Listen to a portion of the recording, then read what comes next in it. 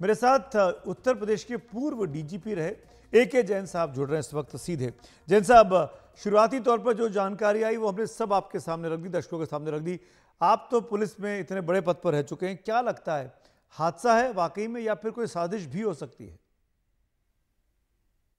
देखिए, जब प्रदेश के मुख्यमंत्री जो पिछले 7 वर्ष से मुख्यमंत्री हैं, जब वो इस टाइप की बात गंभीरता से कहें तो उसको गंभीरता से ही लेना चाहिए। पुलिस का ये दायित्व तो बनता है कि कोई साजिश का अगर कोई एंगल आ रहा है तो उसको भी देखें। पहले ये संभावना थी कि टेंट में लोग बाग घुट के मर गए, छोटा सा एग्जिट था। अब जो बात आ रही है निकल के, इसमें दो तीन बातें तो बड़ी स्पष्ट हैं। पहली बात, ये बिल्कुल स्पष्ट ऑर्डर्स हैं, चाहे कुंभ मेला हो चाहे कोई हो, कोई भी गाड़ी कोई भी वाहन ऐसे में अंदर भीड़ के अंदर अलाउ नहीं किया जाता है।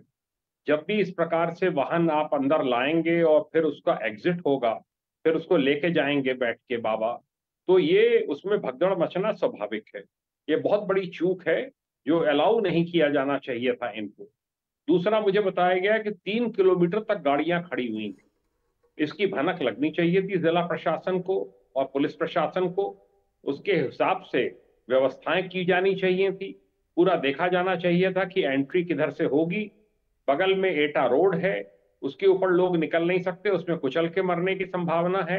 आजकल बारिश का मौसम है, सड़क के दोनों ओर गड्ढे होते हैं, क्योंकि वहीं से मड लिया जाता है रोड्स की स्ट्रेंथनिंग के लिए।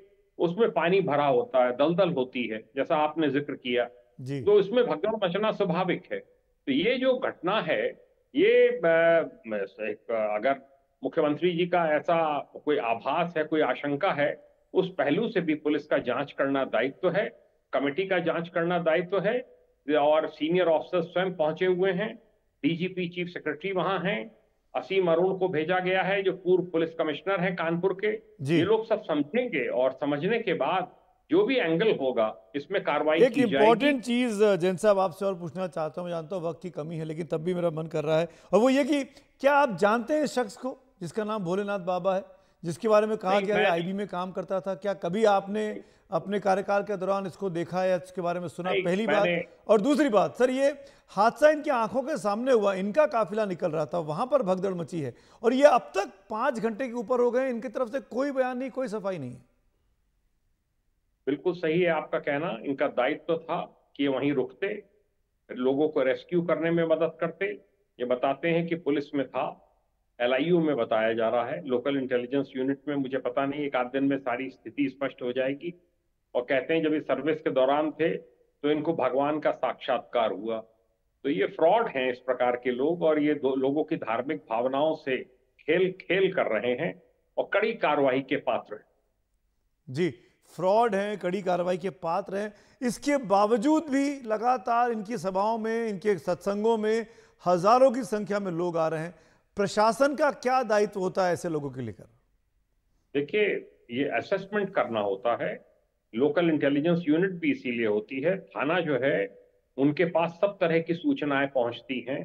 अगर 15,000 की उम्मीद थी और बता रहे हैं 50,000 से ऊपर लोग थे, हरियाणा के लोग भी थे, हिमाचल के उसके राजस्थान के भी थे, मध्य प्रदेश के भी थे, तो क्या व्यवस्थाएं वहां पे बाबा के द्वारा की गई हैं, उनके पीने के पानी की व्यवस्था, एम्बुलेंस, वहां पे डॉक्टर हैं कि नहीं है, एग्जिट रूट क्या होगा, एंट्री रूट क्या होगा, ये सब पूरा चॉकआउट किया जाना चाहिए और व्यवस्थाएं करने के बाद ही या परमिशन तो दी जानी चाहिए। जो सर एक एक क्विक, क्या ये सिर्फ आयोजकों की ही कमी है या जो पुलिस प्रशासन है, लोकल म्युनिसिपैलिटी है, उनकी भी जिम्मेदारी है, उन अधिकारियों की भी?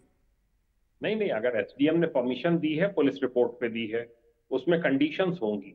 कंडीशंस वो फॉलो की गई हैं कि नहीं की गई हैं। कंडीशंस का उल्लंघन किया गया है, जो भी आयोजक हैं इंक्लूडिंग बाबा, वो कार्रवाई के पात्र बनते हैं।